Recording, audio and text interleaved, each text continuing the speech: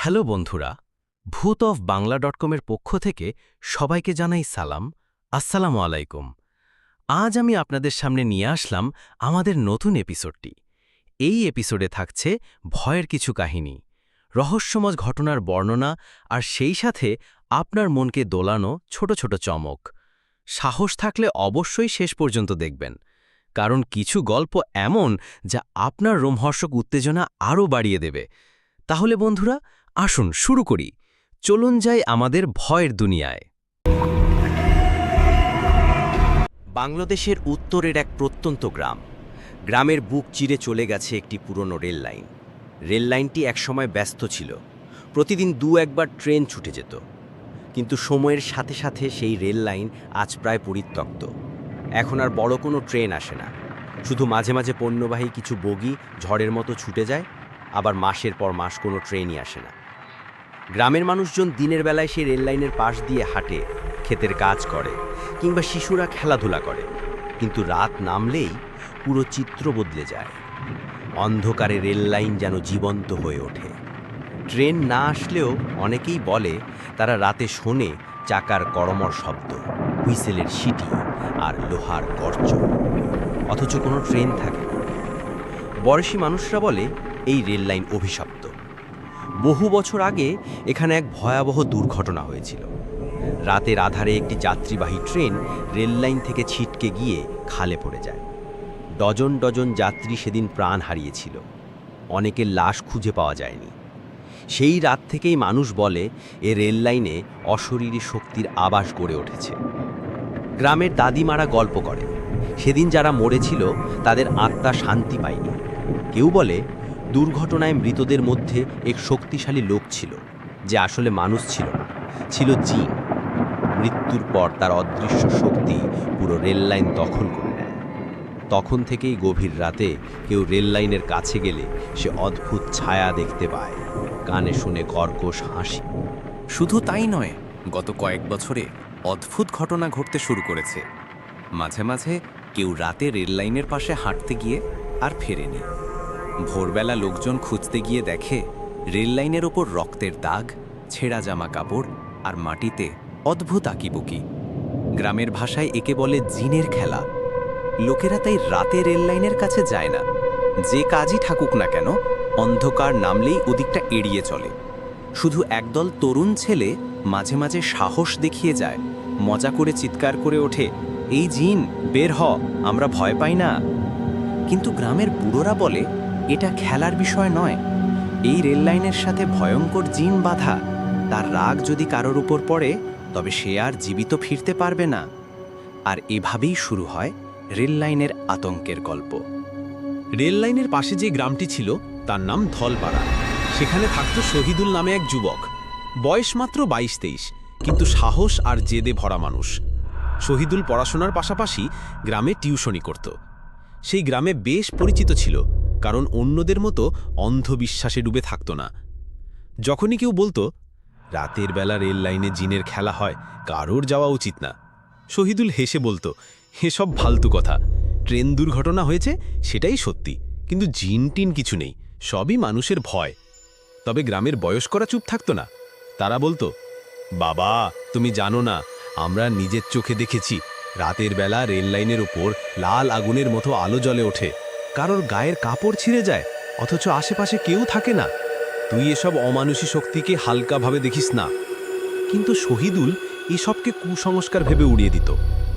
একদিন গ্রামের বাজার থেকে ফেরার সময় হঠাৎ তার বন্ধু রবিন বলল, শোন শহীদ, আজ রাতে চল না রেল লাইনের ধারে যাই, সবাই বলে ভয়ঙ্কর, দেখি না আসলেই কি হয়। শহীদুল প্রথমে হাসল, আমি রাজি, কিন্তু তুই কি ভয় পাবি না? রবিন একটু গলা কাঁপিয়ে বলল, না, মানে ভয় থাকলেও চেষ্টা করব। তবে শুন, গত সপ্তাহেই তো রহিমের মামা নিখোঁজ হলো ওই রেল লাইনের পাশে গিয়ে, আজও তার খোঁজ মেলেনি। শহীদুল বলল, আরে মামা তো মদ খেয়ে পড়ে গিয়েছিল, কেউ না কেউ তাকে নিয়ে গেছে, এসবকে জিনের দোষ দেওয়া ঠিক না। শেষ পর্যন্ত ঠিক হলো তারা রাত 11টার দিকে রেল লাইনের পাশে যাবে। রাত নামল, চারপাশে নিস্তব্ধতা, শুধু ঝিঝি পোকার ডাক। আকাশে মেঘ জমেছে, চাঁদের আলো অদৃশ্য। রেল লাইনের লোহার পাত যেন অন্ধকারে কালো সাপের মতো ছড়িয়ে আছে। শহীদুল আর রবিন ধীরে ধীরে হাঁটতে হাঁটতে সেখানে পৌঁছালো। প্রথমে সবকিছু স্বাভাবিক মনে হচ্ছিল, হাওয়া বইছে, চারপাশে ঝোপঝাড় দুলছে। হঠাৎ একটা ট্রেনের হুইসেল বাজল। দুজনেই চমকে উঠল। শহীদুল চোখ কুঁচকে সামনে তাকালো। দূরে আলোর ঝলকানি, যেন ট্রেন আসছে। রবিন ভয়ে কাঁপতে কাঁপতে বলল, দেখ দেখ, ট্রেন আসছে, কিন্তু তোকে তো বলেছিলাম আজ রাতে কোনো ট্রেনের সময় নেই। শহীদুল বিস্ময়ে তাকিয়ে রইল। সত্যিই ট্রেনের মতো শব্দ হচ্ছে, চাকার কড়মড়, লোহার ধাক্কাধাক্কি, বাতাস কাঁপছে। কিন্তু অদ্ভুত ব্যাপার হলো, চোখ স্ট্রেন করে দেখলেও কোনো ট্রেন নেই। আরেক মুহূর্তেই শব্দ থেমে গেল, যেন কিছুই ঘটেনি। রবিন হাঁটুতে হাত দিয়ে বসে পড়ল। এটা কি হলো শহীদ? আমি তো স্পষ্ট শুনলাম, তুইও শুনলি তাই না? শহীদুলের কণ্ঠ শুকনো গলায় বলল, হ্যাঁ, আমিও শুনলাম। তখনই হঠাৎ রেল লাইনের ঠিক মাঝখানে, প্রায় 50 হাত দূরে, একটা কালো ছায়া দাঁড়িয়ে গেল। দুজনের বুক কেঁপে উঠল। সেই ছায়া লম্বা, মানুষের মতো, কিন্তু চোখ দুটো লাল আগুনের মতো জ্বলছে। ধীরে ধীরে সেটা মাথা ঘুরিয়ে তাদের দিকেই তাকালো। রবিন হাঁপাতে হাঁপাতে ফিসফিস করে বলল, শহীদ, ওটা কি জিন? শহীদুলের কণ্ঠ আটকে গেল, গলা শুকিয়ে গেলেও সে বলল, যাই হোক, আমাদের এখনই দৌড়াতে হবে। এবং মুহূর্তের মধ্যে তারা প্রাণপণে দৌড়ে পালাতে শুরু করল। শহীদুল আর রবিন দৌড়ে পালাচ্ছিল, কিন্তু যতই তারা দৌড়ায়, মনে হলো রেল লাইনের সেই কালো ছায়া তাদের পেছনেই আছে। রবিন হাঁপাতে হাঁপাতে বলল, শহীদ, দৌড়ালে আমি পারছি না আর। শহীদুল তার হাত ধরে টেনে নিল, কিন্তু হঠাৎ তাদের কানে আবার সেই ভয়ঙ্কর ট্রেনের হুইসেল বাজল। এবার আরও কাছে, আরও তীক্ষ্ণ। শহীদুল এক ঝলক পেছনে তাকালো। আরে, ছায়াটা এবার আর দূরে নেই, ঠিক তাদের পিছনেই। তার চোখ দুটো অগ্নির শিখার মতো জ্বলছে, আর মুখে এক অমানুষী বাঁকা হাসি। রবিন ভয়ে কাঁপতে কাঁপতে চিৎকার করে উঠল, আল্লাহ, এটা মানুষ না! তখনই চারপাশ অন্ধকার থেকে ভেসে এলো কর্কশ গলা, এই রেল লাইন আমার, এখানে কারো আসার সাহস নেই, তোমরা কেন এলে? শহীদুলের গা শিউরে উঠল। এ কণ্ঠ মানুষের নয়, মনে হলো আকাশ ফেটে বজ্রপাত হচ্ছে। হঠাৎ রেললাইনের লোহার পাত কাঁপতে শুরু করল, যেন সত্যিই চেন আসছে। চারপাশে গরম বাতাস বইতে লাগল। রবিন ভয়ে মাটিতে লুটিয়ে পড়ল। শহীদুল মরিয়া হয়ে রবিনকে টেনে তুলতে লাগল, কিন্তু ছায়াটা ধীরে ধীরে তাদের দিকে এগিয়ে আসছিল।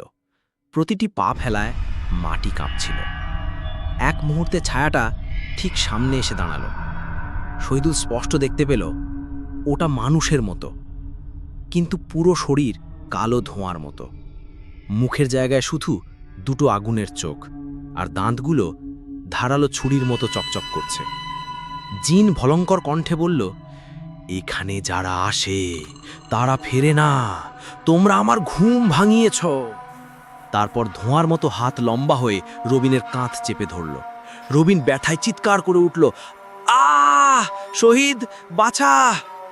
শহীদুল বুঝতে পারল কিছু করতে হবে। বুকে সব সাহস জড়ো করে সে চিৎকার করে উঠল, আমরা কিছু করিনি, আমাদের ছেড়ে দাও। জিনের লাল চোখ আরো ভয়ানক হয়ে উঠল। সে হাসতে হাসতে বলল, তোমাদের কেউ আর ফিরবে না, এই রেল লাইনের উপর তোমাদের রক্তই হবে আমার খেলা। রবিন যন্ত্রণায় কাঁপছে, তার চোখ উল্টে যাচ্ছে। ঠিক সেই মুহূর্তে হঠাৎ গ্রামের মসজিদ থেকে ফজরের আজানের সুর ভেসে এলো, আল্লাহু আকবার, আল্লাহু আকবার। শব্দটা শোনা মাত্র জিনের চেহারায় অদ্ভুত পরিবর্তন হলো। তার চোখের লাল আগুন ফিকে হয়ে গেল, ধোঁয়ার শরীর কাঁপতে লাগলো। সে বিকট চিৎকার করে উঠল, আহ! এ শব্দ আমি সহ্য করতে পারি না। এক ঝটকায় সে ধোঁয়ার মতো মিলিয়ে গেল। রবিন জ্ঞান হারিয়ে শহীদুলের কোলে লুটিয়ে পড়ল। চারপাশ আবার নিস্তব্ধ হয়ে গেল। রেল লাইন যেন কিছুই হয়নি এমন শান্ত হয়ে দাঁড়িয়ে রইল।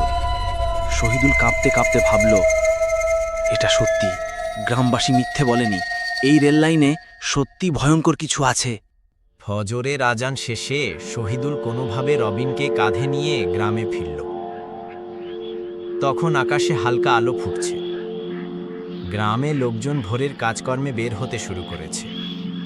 শহীদুলকে ঘেমে নিঃশ্বাস ফেলা অবস্থায় রবিনকে নিয়ে আসতে দেখে সবাই চমকে উঠল। কেউ বলল, এই শহীদ, কি হইছে?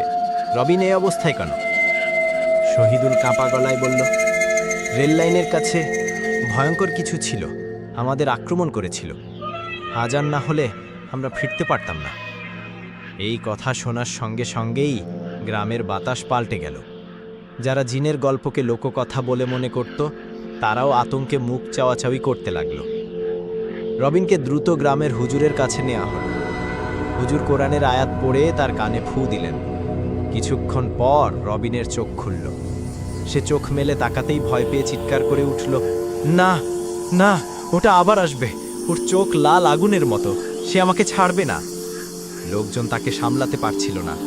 হুজুর শান্ত কণ্ঠে বললেন, ভয় পেও না বেটা, নামাজের সুর আর আল্লাহর কালাম থাকলে কোনো জিন তোমাকে কাবু করতে পারবে না।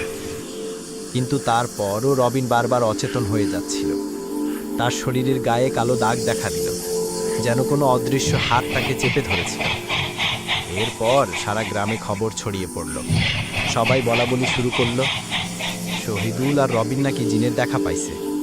হায় আল্লাহ, ওরা তো বেঁচে ফিরছে, কিন্তু আরেকবার গেলে কি বাঁচবে? আমাদের বাচ্চাদের তো আর রেল লাইনের ধারে খেলতে দিতে পারি না। শয়তান ওখানে ঘাপটি মেরে আছে। গ্রামের বয়স্ক মুরব্বীরা বৈঠক ডাকলেন। একজন বলল, এই রেল লাইন এখন অভিশপ্ত, কারো আর ওই দিক যাওয়া চলবে না। আরেকজন বলল, আমার বড় ভাইও বছর 10 আগে রেল লাইনের পাশে হারাইছে, আজ বুঝলাম সত্যি জিন ওখানে আছে।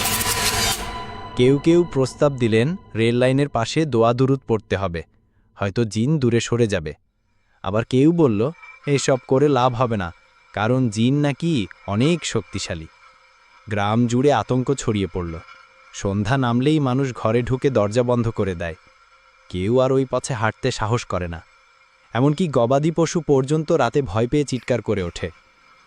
শহীদুল ভেতরে ভেতরে অপরাধ বোধে ভুগছিল। সে ভাবল, আমি তো ভেবেছিলাম সব গল্প মিথ্যে, কিন্তু আমার জেদের কারণে রবিন আজ প্রায় মরতে বসেছিল। এখন কি হবে? কিন্তু তার মনের ভেতর আরও বড় প্রশ্ন জেগে উঠল। ওই জিন আসলে কে, আর কেন সে রেল লাইনের সাথে বাধা? শহীদুল জানত সত্যিটা বের করতে হবে, না হলে এই আতঙ্ক কোনো দিনও শেষ হবে না। ধোলপাড়া গ্রামের সবাই আতঙ্কে দিন কাটাচ্ছিল। এদিকে শহীদুল আর শান্ত থাকতে পারছিল না। সে সিদ্ধান্ত নিল, রেল লাইনের অতীত খুঁজে বের করতে হবে। একদিন বিকেলে সে গ্রামের সবচেয়ে বয়স্ক মানুষ হাফিজ আলী দাদার কাছে গেল।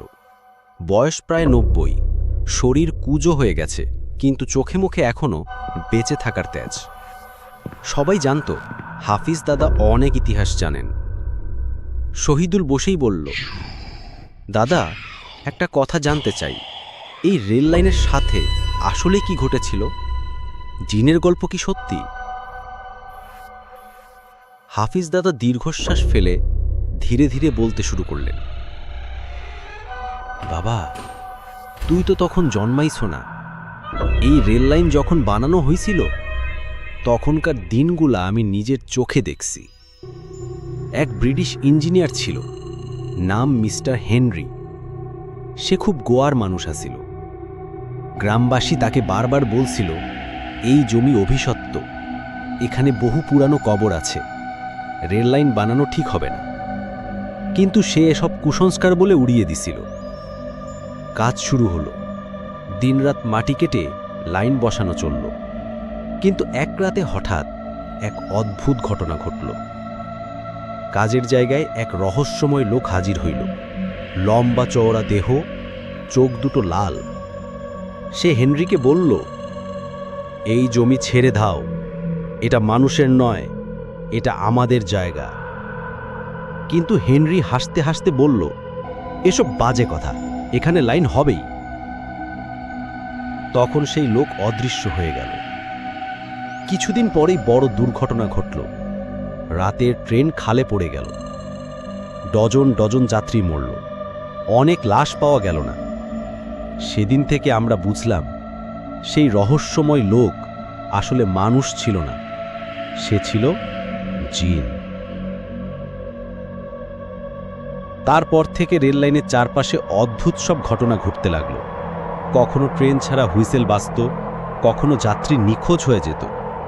অনেকে বলতো দুর্ঘটনায় মরার পর সেই জিন ওই রেললাইনের সাথে বাধা পড়ে গেছে। তার রাগ আর হাহাকার কখনো শেষ হয়নি। হাফিজ দাদার চোখে জল চলে এলো। তিনি কাপা গলায় বললেন, বাবা শহীদ, এই রেললাইন রক্ত খাইছে, এটা মানুষকে ছাড়বে না। শহীদুল গভীর চিন্তায় ডুবে গেল।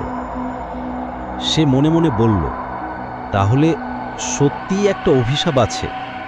কিন্তু প্রশ্ন হলো, আমরা কি চিরকাল এই ভয়ে থাকব, নাকি এর থেকে মুক্তির কোনো উপায় আছে? তখন হাফিজ দাদা আবার বললেন, শোন বাবা, একবার গ্রামের হুজুর বলছিলেন, জিন যতই শক্তিশালী হোক, আল্লাহর কালামের কাছে তার কোনো জোর নাই। কিন্তু এই জিনটা নাকি খুব ভয়ঙ্কর, একা মোকাবেলা করা সহজ না। শহীদুল দাঁত কামড়ে সিদ্ধান্ত নিল, যাই হোক, আমি এই রহস্যের শেষ পর্যন্ত যাব। এদিকে রাত বাড়তেই রেললাইনের চারপাশে আবার ভয়ঙ্কর আওয়াজ শোনা গেল। লোহার পাত কাঁপতে লাগল, বাতাস ভারী হয়ে উঠল। লোকেরা জানালা বন্ধ করে কেঁপে কেঁপে নামাজ পড়ছিল। কেউ কেউ স্পষ্ট দেখল রেললাইনের উপর দাঁড়িয়ে আছে সেই কালো দানবীয় ছায়া। তার চোখে আগুন, মুখে বিকট হাসি। সে যেন গ্রামের সবাইকে বলছে, আমি এখনো আছি, আমি কাউকে ছাড়ব না। অধ্যায় 6, জীবন মরণ খেলা। হাফিজ দাদার গল্প শোনার পর শহীদুলের ভেতরে এক অদ্ভুত শক্তি কাজ করছিল। ভয়ও ছিল, আবার কৌতূহলও ছিল। সে ভাবল, গ্রাম যদি এভাবে আতঙ্কে থাকে, তাহলে তো প্রজন্মের পর প্রজন্ম এই অভিশাপে বন্দী হয়ে যাবে। কাউকে তো এর মুখোমুখি হতেই হবে। সেদিন রাতে শহীদুল সিদ্ধান্ত নিল, সে একাই রেল লাইনের ধারে যাবে। শহীদুল উজু করে নামাজ পড়ল। তারপর একটি ছোট্ট কোরআন শরীফ আর দাদার দেয়া কিছু তাবিজ নিজের সাথে নিল। তার বুক ধুকপুক করছিল, কিন্তু সে থামল না। আকাশে চাঁদ নেই, চারপাশে শুধু অন্ধকার। দূর থেকে ঝিঁঝি পোকার ডাক ভেসে আসছে। শহীদুল ধীরে ধীরে রেললাইনের দিকে এগোতে লাগল। প্রতি পা ফেলার সাথে সাথে মনে হচ্ছিল বাতাস ভারী হয়ে আসছে। গায়ের লোম খাড়া হয়ে গেল। ঠিক রেললাইনের মাঝখানে গিয়ে সে দাঁড়ালো। হঠাৎই চারপাশ নিস্তব্ধ হয়ে গেল। বাতাস থেমে গেল, এমনকি পোকার ডাকও হারিয়ে গেল। তারপর হঠাৎ কর্কশ শব্দ, শহীদুল। শব্দটা চারদিক থেকে একসাথে আসছিল, যেন মাটি আর আকাশ মিলে ডাকছে। শহীদুল বুক কাঁপলেও সাহস নিয়ে বলল, তুই যাই হোক, আমরা মানুষ, আল্লাহর বান্দা, তোকে ভয় করব না। হঠাৎ রেললাইনের উপর ঘন ধোঁয়ার মতো কিছু জমতে শুরু করল। ধোঁয়ার ভেতর থেকে বেরিয়ে এলো সেই ভয়ঙ্কর ছায়া। এবার আর দূর থেকে নয়, ঠিক শহীদুলের সামনেই। লাল চোখ, ধারালো দাঁত আর ভয়ঙ্কর দেহরূপ। জিন ভেসে ভেসে শহীদুলের চারপাশ ঘুরতে লাগলো। সে হেসে বলল, তুই একা এসেছিস? গ্রামে অনেককে ভয় পাইয়ে দিয়েছি, কিন্তু এত সাহসী কাউকে পাইনি। তুই কি মরতে এসেছিস? শহীদুল কণ্ঠ কাঁপলেও বলল, মরতে নয়, সত্য জানতে এসেছি। তুই কেনই রেল লাইন দখল করে রেখেছিস? মানুষকে কষ্ট দিচ্ছিস কেন? জিন হঠাৎ চিৎকার করে উঠল, কারণে আমার জায়গা, এখানে আমার রক্ত ঝরেছে, আমার আত্মা বন্দী হয়েছে। কেউ শান্তিতে থাকতে পারবে না, আমিও না, মানুষও না। তারপর সে এক ঝাপটা দিল। গরম হাওয়ার ঝড় এসে শহীদুলকে প্রায় ফেলে দিল। শহীদুল তাড়াতাড়ি কোরআন খুলে আয়াতুল কুরসি পড়তে লাগলো। অবাক করা ব্যাপার, আয়াতের সুর শোনা মাত্র জিনের দেহ কেঁপে উঠল। সে চিৎকার করে উঠল, না, এই শব্দ আমি সহ্য করতে পারি না। কিন্তু মুহূর্তেই সে আরো ভয়ঙ্কর হয়ে উঠল। চোখের আগুন আরো জ্বলে উঠল। তুই ভেবেছিস এভাবে আমাকে হারাতে পারবি? আমি 100 বছর ধরে এখানে আছি, তোর মতো অনেককে মাটিতে মিশিয়ে দিয়েছি। সে আবার ঝাঁপিয়ে পড়ল। শহীদুল প্রাণপণে আয়াত পড়তে লাগলো, কিন্তু এবার তার হাত কাঁপছিল, কণ্ঠ কাঁপছিল, মনে হচ্ছিল শরীরের সব শক্তি নিঃশেষ হয়ে যাচ্ছে। ঠিক তখনই জিন মাটিতে হাত ছুঁয়ে দিল। মুহূর্তের মধ্যে রেল লাইনের পাত কাঁপতে শুরু করলো। মনে হলো ট্রেন আসছে। লোহার বিকট শব্দে চারপাশ কেঁপে উঠল। শহীদুল ভয়ে তাকিয়ে দেখল আসল ট্রেন নেই, কিন্তু শব্দ, আলো আর বাতাস যেন সত্যিকারের ট্রেনের মতো। জিন হেসে বলল, এটাই আমার খেলা, তুই পালাতে পারবি না। এই ভুতুড়ে ট্রেনেই আজ তোর মৃত্যু হবে। শহীদুল চোখ বন্ধ করে প্রাণপণে দোয়া পড়তে লাগলো। তার বুক ধুকপুক করছিল, মাথা ঘুরছিল, মনে হচ্ছিল এখনই সব শেষ হয়ে যাবে। ঠিক সেই সময় হঠাৎ দূরে মসজিদ থেকে আবার আজানের ধ্বনি ভেসে এলো।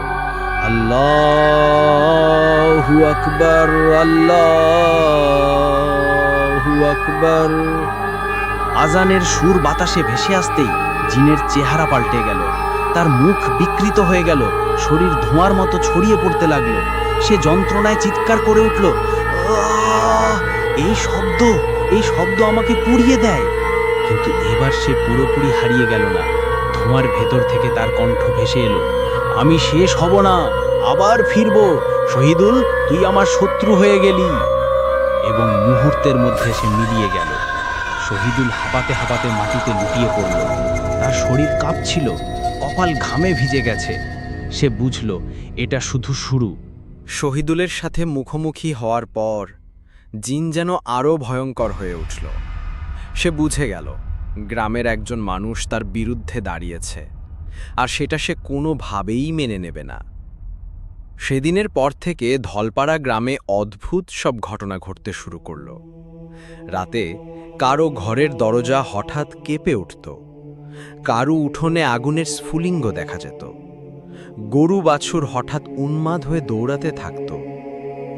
সবচেয়ে ভয়ঙ্কর ব্যাপার হলো, প্রায় প্রতি রাতেই গ্রামের মানুষরা ট্রেনের হুইসেল শুনতে পেত, অথচ রেল লাইনে কোনো ট্রেনই চলত না।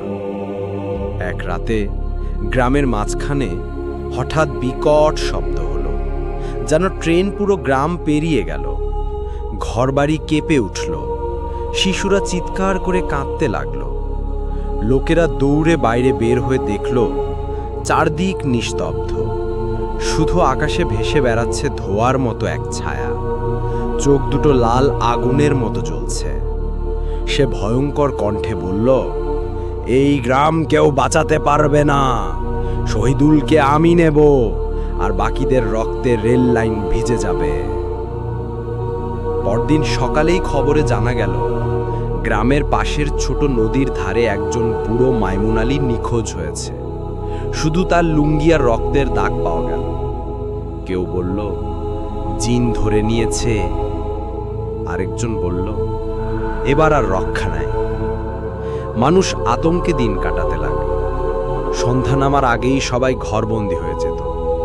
মসজিদের নামাজের ভিড় বেড়ে গেল, কারণ মানুষ বিশ্বাস করল আল্লাহর কালাম ছাড়া আর কিছুই তাদের রক্ষা করতে পারবে না। শহীদুলের সংকল্প। এই ভয়াবহ পরিস্থিতিতে শহীদুল চুপ থাকতে পারল না।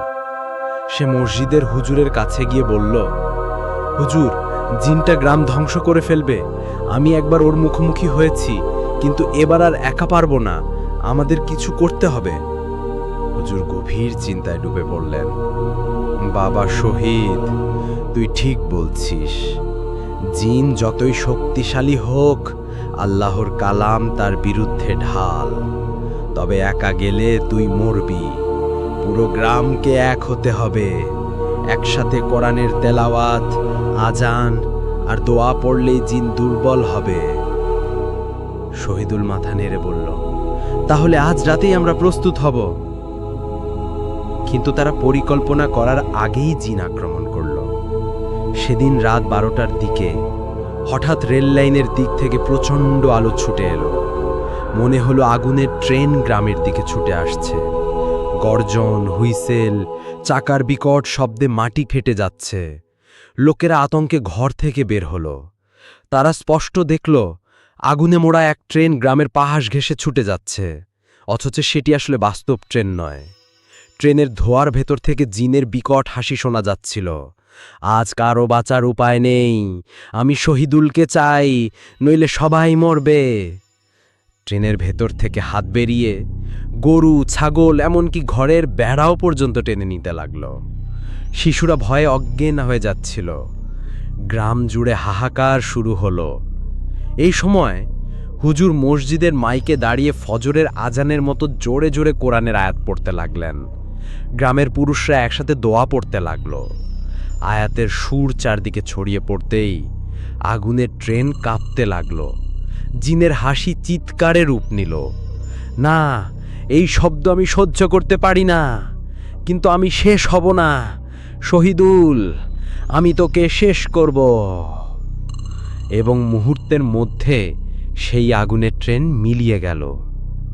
শহীদুল মাটিতে বসে হাঁপাতে হাঁপাতে বুঝল এটা কেবল যুদ্ধের শুরু।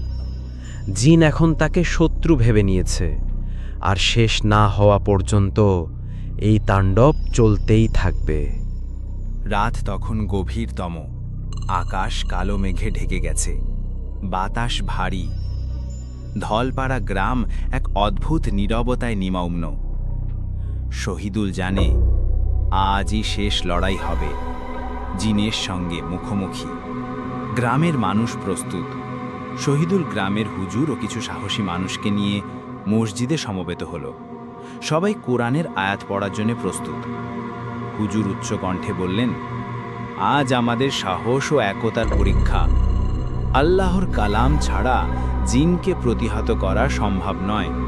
সবাই সাহস রাখবে, একসাথে দোয়া ও তিলাওয়াত শুরু করো। শহীদুল ভেতরে ভেতরে কাঁপছে, কিন্তু তার চোখে দৃঢ়তার ছায়া। সে জানে গ্রামের মানুষদের জন্য এই লড়াই বাঁচার একমাত্র সুযোগ। জিনের আক্রমণ। হঠাৎ রেল লাইনের দিকে কাঁপানো বাতাসে ধোঁয়ার মতো ছায়া এলো। লাল চোখে জ্বলছে। জিন চিৎকার করে উঠল, তোমরা আমাকে হারাতে পারবে না। এই রেল লাইন আমার, এবং আমি চিরকাল থাকব। তার ধোঁয়ার হাত গ্রামবাসীর দিকে ছুটতে লাগলো। গরু, ছাগল, ঘরের মেড়া সবকিছু কেঁপে উঠছে। শহীদুল আক্ষেপের সাথে কণ্ঠে বলল, এবারে শেষ। আল্লাহর সাহায্য ছাড়া তুমি আমাদের থামাতে পারবে না। গ্রামবাসী একসাথে দোয়া পড়তে লাগলো। শহীদুল কোরআনের আয়াত উচ্চস্বরে পড়ছে। লড়াইয়ের মুহূর্ত। জিনের আগুনের চোখ ও ধোঁয়ার দেহ কাঁপতে লাগলো। সে চিৎকার করে উঠল, না, আমি সহ্য করতে পারি না, আমার শক্তি কমছে। শহীদুল ধীরে ধীরে জিনের দিকে এগিয়ে গেল। তার হাতে কোরআন, মনোযোগ শুধু আল্লাহর প্রতি। তুই আমার গ্রামকে ধ্বংস করতে পারবি না, আল্লাহর সাথে তোর কোনো শক্তি নেই। জিন ক্রন্দন করতে করতে ধীরে ধীরে ছোট হতে লাগলো। ধোয়ার দেহ ভেঙে কণ্ঠ কমতে লাগলো। অবশেষে সে পুরোপুরি মিলিয়ে গেল। শান্তি ফিরে আসে। রেল লাইন নিঃশব্দ, চারপাশে ধোঁয়া নেই, বাতাস শীতল। গ্রামের মানুষ স্বস্তিতে দীর্ঘশ্বাস ফেলল। শহীদুল ক্লান্ত হলেও খুশি। এবার গ্রাম শান্ত। সে মনে মনে বলল, হুজুর বললেন, শহীদুল, সাহসী হওয়ায় আল্লাহ আমাদের রক্ষা করলেন। কিন্তু মনে রাখবে, এই অভিশাপ চিরকাল নয়, তবে সতর্ক থাকতে হবে। গ্রামের মানুষ রাত জেগে নামাজ পড়ল, আল্লাহর কাছে কৃতজ্ঞতা জানালো। শহীদুল জানল, এবার রেল লাইনের ভূত শান্ত। গ্রাম আবার স্বাভাবিক জীবনে ফিরে এলো। এইভাবেই ধলপাড়া গ্রামের দীর্ঘ আতঙ্কের অধ্যায় শেষ হলো। জিনের ভয় আর রহস্য আর কখনো রেল লাইনে ফিরে আসবে না। তবে সাহসী শহীদুলের নাম ইতিহাসে মেজে কাটবে।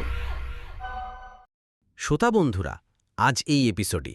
আশা করি এপিসোডটা আপনাদের ভালো লেগেছে। আর এই ধরনের আরও মজার ভিডিও পেতে আমাদের ভূতববাংলা.com চ্যানেলটি সাবস্ক্রাইব করে রাখুন।